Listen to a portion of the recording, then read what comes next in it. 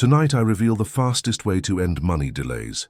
Not affirming all day, not forcing outcomes, but loyalty to the fulfilled state until it feels natural. Morning is not a neutral passage of time. It is a psychological doorway. It is the quiet threshold where identity is either consciously chosen or unconsciously recycled. Most people believe money arrives late because of years, circumstances, missed chances, or age. Yet none of those ideas survive serious examination. Delay has nothing to do with calendars or history. It has everything to do with the state you consent to upon waking. The first inner movements of the day determine whether wealth is released or postponed, not because the day is magical, but because the mind is most impressionable before it fully re-enters yesterday's story. This is why Neville Goddard was relentless in correcting the idea of time as a cause. In his teaching, delay is never a clock problem. It is always a state problem. Time does not withhold, punish, or test. Time only reflects what consciousness is occupying. The moment you believe something is late, you have quietly accepted a position beneath appearances. And Neville warned against this submission through what he called the Caesar of the world, the external facts that demand recognition.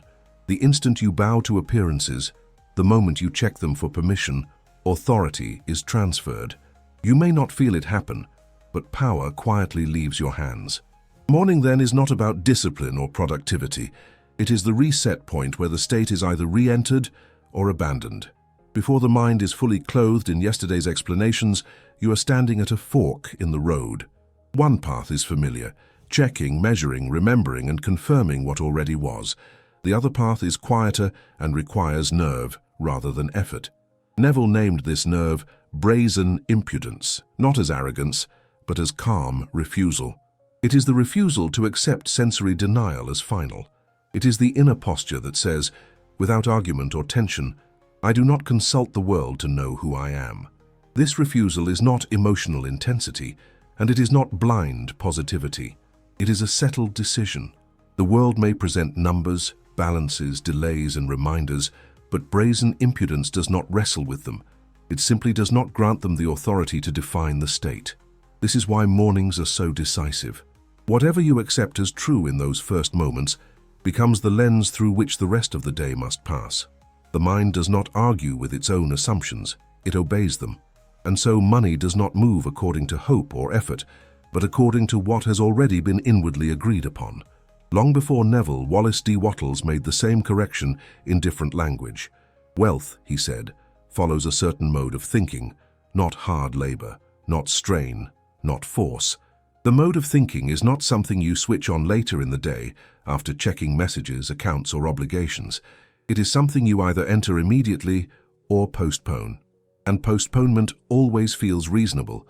It disguises itself as responsibility, realism, or honesty. Yet the law is unmoved by explanations. It responds only to state. What this means, and what most people never hear, is that money delay is not something to fight, fix, or analyze. It collapses naturally when the first inner movements change. When the morning begins from assumption rather than reaction, the entire day reorganizes without struggle. You are not trying to make money come. You are removing the habits that quietly tell it to wait. And once those habits are seen for what they are, the idea of late begins to lose its meaning altogether. Habit number 1. Checking the 3D before claiming the state. The habit begins so quietly that it feels harmless. Eyes open, consciousness returns, and almost immediately the mind reaches outward. It checks the bank balance, the phone, the email, the situation, the evidence. This happens before any decision has been made about who you are today. And in that sequence lies the entire problem. When appearances are consulted first, authority is surrendered without protest. It feels like gathering information, but psychologically, it is something else entirely. It is asking the world to tell you what state you are allowed to occupy. This is why the analogy of checking the scoreboard before deciding how you will play the game is so precise. If the score determines your confidence, your strategy, or your sense of identity, then the game was already lost before the first move. In the same way, when the morning begins with checking the 3D, the inner position is set to reaction. You are no longer playing from assumption, you are responding to yesterday's outcome. And yesterday, by definition, can only reproduce itself. The mind does not experience this as submission, it experiences it as realism. The numbers look factual, the circumstances look objective, the conditions seem undeniable. Yet the law is not impressed by facts, it is impressed by states. The moment the external is consulted first, the old story is silently reactivated. The same emotions, the same conclusions, the same expectations slide back into place, not because they are true, but because they are familiar. Familiarity is often mistaken for accuracy. What makes this habit so effective at delaying money is its timing. In the morning, the subconscious is still receptive. The impressions taken in during these moments do not argue. They imprint. When the first impression of the day is lack, waiting, or insufficiency, the rest of the day organizes itself around proving that impression correct. This is not punishment. It is coherence. Life simply aligns with the state that was entered without question. Notice how subtle the shift is. The act itself may last only seconds, but the psychological consequence lasts hours. Once the 3D is consulted first, the tone of the day is set. Action becomes reactive instead of expressive. Decisions are made to fix, compensate, or catch up rather than to embody. Even moments of hope later in the day struggle to take root because the foundation was already poured in the morning. This is why money delay often feels stubborn and repetitive. It is not that manifestation is slow, it is that the same state is being re-entered daily before consciousness has a chance to choose differently. The scoreboard is checked, the score is accepted, and the game proceeds exactly as expected. Nothing new is being assumed, so nothing new can appear. The correction is not dramatic and it is not emotional. It is simply a reversal of sequence. Identity must come before evidence. Assumption must precede observation. When this order is violated, delay feels inevitable. When it is restored, delay begins to dissolve without effort. The power was never missing. It was just being handed over too early, every single morning, in the quiet moment when no one was watching. Habit number 2. Repeating yesterday's facts as today's truth. Some habits do not look like habits at all. They look like honesty. The day begins, conversation starts, and yesterday quietly walks back into the room. The same explanations are repeated, the same facts are referenced, the same limitations are described as if they are neutral observations rather than active selections. What makes this pattern so convincing is that it feels grounded, it feels mature, it feels responsible. Yet psychologically, something far more powerful is taking place. The state of yesterday is being resurrected and given a new name: truth. Complaining is rarely experienced as creation. It is experienced as description. The mind believes it is simply reporting what happened, what is happening, or what has been happening for a long time. But consciousness does not distinguish between reporting and assuming. Whatever is emotionally rehearsed is accepted as the current state. When yesterday's facts are spoken, remembered, or internally repeated in the morning, the state that produced them is quietly re-entered. The law responds not to intention, but to identification. The analogy of reading yesterday's weather report and dressing for it today captures this perfectly. The report may have been accurate when it was written, but it has no authority over the present unless you grant it one. Yet most people begin their mornings dressed for storms that have already passed. They carry forward yesterday's financial conditions, delays, frustrations, and disappointments as if they are obligations rather than echoes. And then they wonder why the day unfolds in familiar ways. This is why complaining feels honest, but produces delay. Honesty in this context is confused with fidelity to the past. The mind says, "I am just being real," without realizing that reality is always state-dependent. When you speak from yesterday, you are not telling the truth about today. You are reaffirming the identity that created yesterday. The emotional tone of complaint is not neutral. It carries memory, resignation, and continuity. It tells the subconscious, nothing has changed, and the subconscious obliges. Morning is especially sensitive to this repetition. Before the day has taken shape, before new impressions are allowed to form, the past is invited back in through words, thoughts, and inner commentary. Once invited, it does not argue for its place. It settles in comfortably.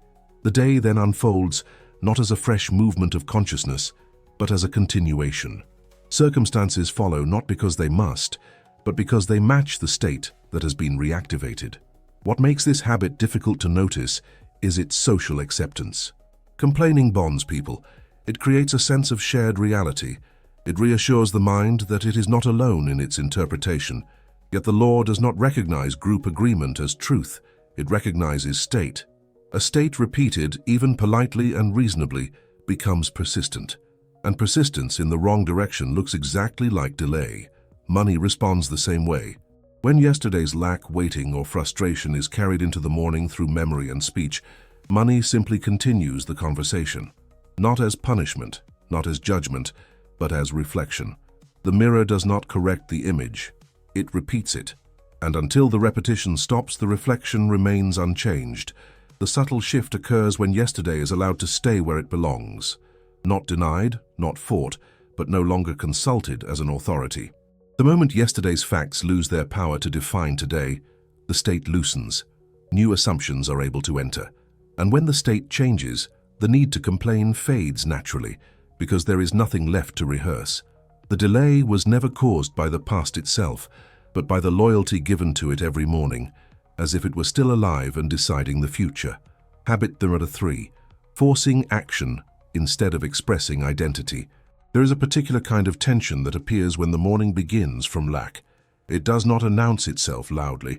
It shows up as urgency, over-planning, and the feeling that something must be done immediately or an opportunity will be lost. Action in this state feels heavy. It feels necessary rather than natural. And although movement is happening, it is not flowing from identity. It is attempting to compensate for the absence of it. The difference between action from lack and action from being is not visible on the surface. Both can look productive. Both can involve effort, decisions, and movement. But psychologically, they come from opposite directions. Action from being is expressive.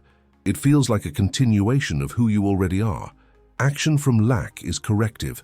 It is trying to push reality into a shape that has not yet been assumed internally. When the state is missing, action tries to replace it, and that substitution never holds. The analogy of pushing a locked door instead of realizing you already have the key reveals the strain of this habit. The door does not resist because it is cruel. It resists because it was never meant to be opened by force. In the same way, money does not respond to effort made from anxiety. It responds to alignment. Pushing harder on the door only reinforces the belief that it is locked. And each failed push convinces the mind that more force is required, when in truth force was never the solution. Morning amplifies this pattern because the day has not yet formed its rhythm. When force appears early, it sets the tempo for everything that follows. The mind believes it must stay ahead, catch up, or fix something before it gets worse. Action becomes frantic rather than faithful. The state quietly shifts from assumption to fear, and fear demands proof before it relaxes. Proof, however, never arrives on demand. It only follows acceptance. This is why forcing feels active but produces delay. It keeps attention on what is missing rather than on what is being expressed. Even when results appear temporarily, they do not stabilize because they were not born from identity. They were extracted through pressure, and pressure always implies resistance somewhere in consciousness. Money, like any reflection, mirrors that resistance faithfully. When assumption is replaced by fear, the inner posture changes. Instead of moving from certainty, the mind moves from anticipation of loss. Decisions are made to avoid collapse rather than to embody fullness.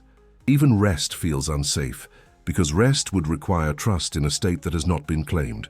The person appears busy, but internally they are negotiating with absence all day long. The quiet correction is not to stop acting, but to notice where action is coming from. When identity is clear, action feels obvious. It does not need to be justified or forced. It arises naturally without tension. But when identity is uncertain, action becomes a substitute belief. It tries to convince the mind that movement itself will create being. The law does not work that way. Being creates movement, not the other way around. This is why money often moves only after force is abandoned, not because effort is bad, but because effort was being used to replace assumption. The moment identity is restored, action reorganizes itself. It becomes simpler, quieter, and more effective, and the door that once felt immovable opens without resistance, revealing that it was never locked at all. Unlock your mornings and claim your power. Subscribe now to align your day with abundance. Habit number 4. Asking, how will it happen? Before assuming it is. There is a moment in the morning when the mind shifts from stillness into strategy. It happens quickly and often feels intelligent. The question appears almost automatically. How is this going to work? How will the money come? How can this possibly happen given what I know? On the surface, it looks like planning. Underneath, it is something else entirely. It is divided consciousness. Part of the mind wants the end, while another part refuses to live from it until every step is visible. The habit feels reasonable because it is socially rewarded. Thinking ahead, anticipating obstacles and mapping outcomes are praised as maturity. Yet spiritually, the how question reveals that the end has not been accepted as present. It places consciousness in the middle, suspended between desire and doubt. And a consciousness divided against itself cannot move anything with certainty. Money does not respond to negotiation, it responds to decision. The analogy of trying to plan the route before choosing the destination exposes the flaw. Without a destination, every route is meaningless. You can study maps all day, but if the end point is undecided, movement becomes circular. In the same way, when the morning begins with how, the end is postponed. The mind believes it is preparing, but preparation without assumption is delay disguised as logic. This is why the how question feels mentally active, but emotionally unsatisfying. It never resolves itself. Each answer produces another question, another contingency, another reason to wait. The mind becomes busy, but the state remains unchanged. And because the state has not shifted, the outer world has nothing new to reflect. The same conditions persist, reinforcing the belief that the how was necessary all along. The instruction to think from the end directly contradicts this habit. Thinking from the end does not mean ignoring intelligence. It means placing intelligence after assumption rather than before it. When the end is assumed, the how reorganizes itself naturally. Routes appear without strain. Decisions feel obvious instead of forced. But when the how is consulted first, assumption is postponed indefinitely, and postponement is experienced as delay. Morning magnifies this effect because the mind is most inclined to seek control at the start of the day. It wants to know what it is walking into. It wants reassurance before surrender. Yet reassurance never comes from analysis. It comes from identity. When identity is clear, the mind relaxes. When identity is undecided, the mind compensates by overthinking. This habit also explains why manifestation often feels close but never complete. The end is imagined briefly, then immediately dissected. The feeling of having is interrupted by the demand for explanation. The state collapses back into possibility instead of fulfillment, and money, like all reflections, follows the dominant feeling state, not the fleeting image. The shift occurs when the order is restored. The destination is chosen first, quietly and without debate. Only then does movement make sense. Only then does planning become supportive instead of obstructive. When consciousness commits to the end before asking how, division dissolves. And in that undivided state, the day begins to move with a coherence that no amount of questioning could ever produce. Habit number 5. Emotional urgency, masquerading as motivation. There is an emotional tone that often sneaks into the morning under the name of motivation. It feels intense, restless, and urgent. The mind interprets this energy as drive, as commitment, as proof that something important is happening.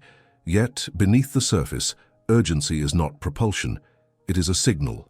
It signals that something is perceived as missing, delayed, or at risk of not arriving.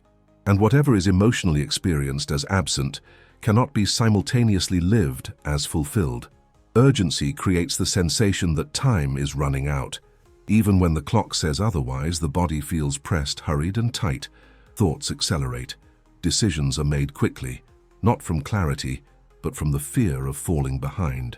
The person feels active, even determined, but the state they are inhabiting is one of chase rather than possession, and money, which responds to inner posture, mirrors that chase by staying just out of reach. The analogy of shaking a vending machine that has already accepted your payment captures this dynamic with uncomfortable accuracy. The payment has been made. The process is already in motion, yet impatience interrupts trust. The shaking does not speed delivery, it questions it. In the same way, Emotional urgency communicates doubt to the subconscious. It says, "I am not sure this is working," even while pretending to be enthusiasm. What makes urgency so deceptive is that it feels productive. Calm, by contrast, can feel passive to a mind conditioned to equate tension with progress. But calm is not indifference. Calm is confirmation. It is the emotional signature of someone who believes the outcome is settled. Urgency, on the other hand, is the emotional signature of someone who believes something still needs to be secured. Morning urgency is especially disruptive because it establishes the emotional baseline for the day. When the day begins with pressure, the nervous system interprets life as unstable. The mind then looks for reasons to justify that instability, and it always finds them. Small delays feel larger. Neutral events feel threatening. The state reinforces itself through perception. This is why motivation driven by urgency burns quickly and delivers little. It exhausts attention without stabilizing identity. The person may feel busy all day, yet inwardly unsettled. And because the state remains unsettled, money reflects that unsettledness through inconsistency, delays or near misses that never quite resolve. Calm, in contrast, does not rush because it does not doubt. It does not need to prove anything to the day. When calm replaces urgency, the state stabilizes. Decisions become simpler. Movement becomes cleaner. There is less effort but more effectiveness because energy is no longer leaking into emotional strain. The critical shift is emotional, not behavioral. When urgency fades, motivation does not disappear. It transforms. It becomes quiet loyalty to an assumed state rather than a frantic attempt to make something happen. And in that emotional climate, money no longer needs to be chased or shaken loose. It moves naturally, as all reflections do, when the inner signal stops broadcasting absence and begins resting in completion. There is a quieter way to begin the day, one that does not rely on correction, effort, or emotional charge. It begins before movement, before checking, before thought gathers speed. In this space, the day has not yet taken its shape, and consciousness has not yet agreed to any storyline. This is where the end is either claimed or postponed, not through words or visualization, but through a simple inner decision about what is already true. The core principle is subtle but decisive. Morning assumption sets the day's echo. Whatever state is entered here does not stay confined to the early hours. It reverberates. It informs tone, perception, reaction, and opportunity without announcing itself. When the end is claimed before rising, the day unfolds as a continuation of fulfillment rather than a search for it. The mind is not looking for confirmation, it is moving from it. The analogy of setting the thermostat before the house wakes up explains why this works without effort. You do not adjust the temperature room by room throughout the day, arguing with the air. You decide once and the environment reorganizes itself to match the setting. In the same way, when the end is assumed in the morning, circumstances do not need to be managed obsessively. They adjust naturally to reflect the state that was selected first. This claiming of the end is not imagination layered on top of doubt. It is not a performance. It is an identity-level acceptance. There is no strain because there is no argument. The mind is not trying to convince itself. It is simply deciding what it will answer to today. From that decision, everything else takes its cue. Thoughts align. Actions simplify. Reactions soften. The need to monitor progress fades because progress is no longer the focus. Once the end is assumed, persistence changes its character. It is no longer about repeating techniques or maintaining emotional highs. It becomes quiet loyalty. Loyalty does not require constant attention. It does not demand reassurance every hour. It remains faithful without tension. This is why those who truly live from the end often appear calm, even indifferent to external fluctuations. Their certainty is not reactive. It is settled. Morning is the ideal moment for this, not because it is sacred, but because it is unclaimed. The mind has not yet reattached itself to yesterday's definitions. The state can be entered cleanly, without resistance. When this moment is used to claim the end, the rest of the day becomes an echo rather than a battle. You are not trying to hold a state against reality. Reality is adjusting to the state already in place. This is where effort quietly disappears, not because nothing is done, but because nothing is forced. The end once claimed carries its own momentum. Movement happens, decisions occur, conversations unfold, but they feel guided rather than driven.